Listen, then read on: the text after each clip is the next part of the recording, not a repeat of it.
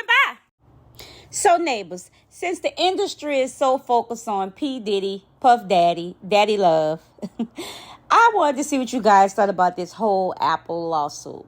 So, apparently, Department of Justice and about 15 states has got together and filed a lawsuit against Apple.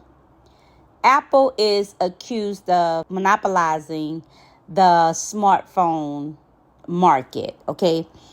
So basically, like for the past 15 or so years, Apple has been having everything sold up, everything under control. Now, mind you, this has been going on. So for now, for them to come and say this is illegal, that they're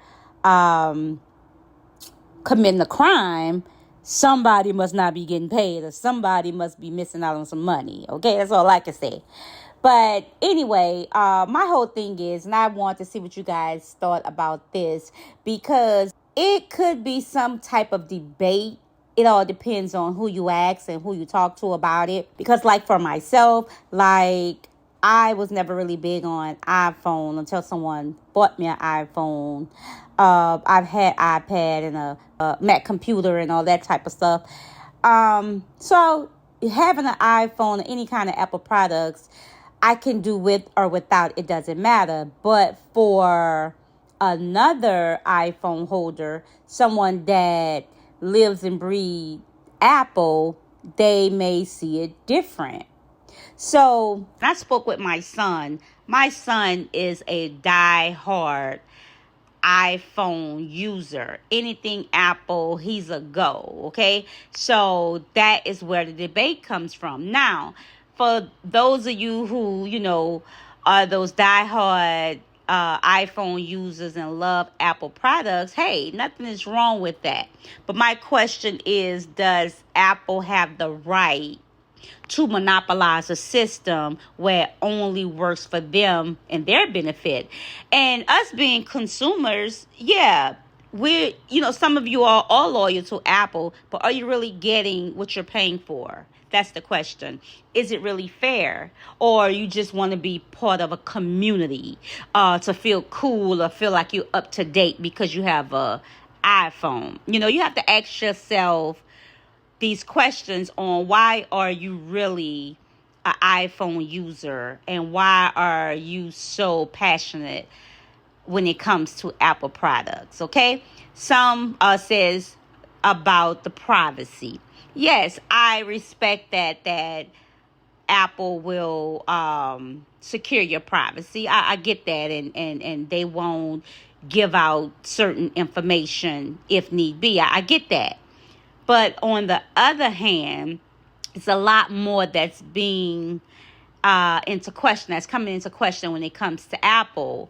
I don't think it's fair that Apple is charging all these ridiculous prices for their products, and you only can use Apple accessories to go along with their phone or iPad or smart watch and stuff like that. And what they're doing is they're monopolizing the system where it benefits them, because you can only use Apple accessories with Apple products, okay? And that's where the government is coming in saying that Apple is breaking the law. It's called antitrust law. The government is saying that Apple has been doing this for 15 years or more. They have been monopolizing the system, charging these third parties taxes, which is like a 30% commission, just to be a part of Apple. And also, too, any app that tries to work with Apple, it's like Apple is giving them restrictions, or you can't use certain functions, So again, like I said, it could come to a debate. It depends on who you're talking to and what's your preference when it comes to the Apples and the iPhones. Okay, so just take a listen to this little press conference right here that they speak about with Apple. And I want to know what you guys think about this whole lawsuit with Apple. Will you still ride with Apple? even though Apple is charging up to $1,600 for a phone? Or do you want more flexibility? I'll say that. Do you want more flexibility when it comes to using your iPhone? Would you prefer to have other options or be able to combine the two? Some things that just not Apple products. Would you be open to using third parties, going outside basically to different things like Android with your iPhone or any Apple products? Okay, so listen to this press conference, and I want to know what you guys think about it.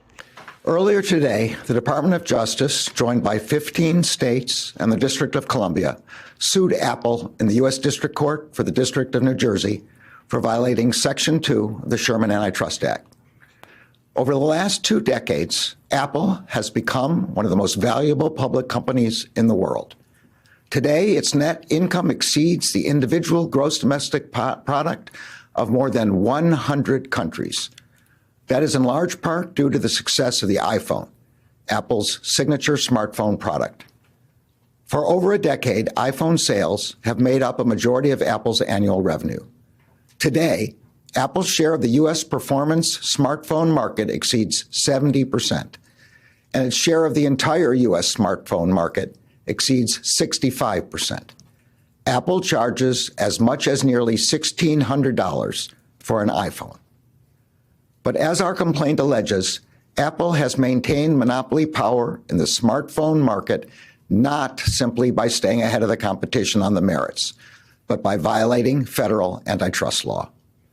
Consumers should not have to pay higher prices because companies break the law. We allege that Apple has employed a strategy that relies on exclusionary, anti-competitive conduct that hurts both consumers and developers. For consumers, that has meant fewer choices, higher prices and fees, lower quality smartphones, apps, and accessories, and less innovation from Apple and its competitors. For developers, that has meant being forced to play by rules that insulate Apple from competition. And as outlined in our complaint, we allege that Apple has consolidated its monopoly power not by making its own products better, but by making other products worse. Apple carries out its exclusionary anti-competitive conduct in 2 principal ways.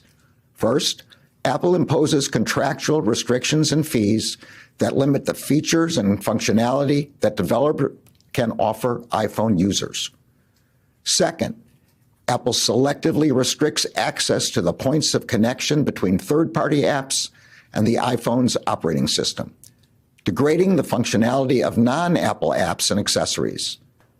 As a result, for most of the past 15 years, Apple has collected a tax in the form of a 30% commission on the price of any app downloaded from the App Store, as well as on in-app purchases. Apple is able to command these fees from companies of all sizes. Apple has also suppressed the emergence of programs like cloud streaming apps, including gaming apps, as well as super apps that could reduce user dependence on Apple's own operating system and expensive hardware.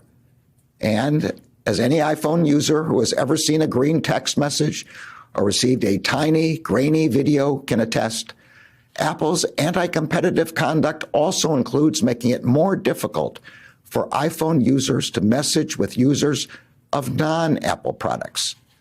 It does this by diminishing the functionality of its own messaging app and by diminishing the functionality of third-party messaging apps.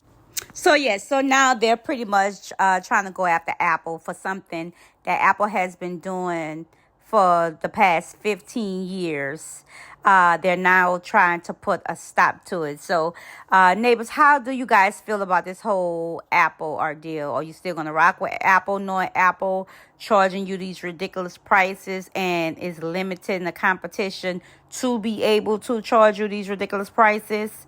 Do you feel like you're going to stay with Apple? You're just a diehard iPhone user. You know what I'm saying? So let me know what you guys think about this whole thing. All right. Until next time, neighbors, this your girl, your nosy neighbor. You can always like or comment. Share this content with your family and friends and tell them about your girl.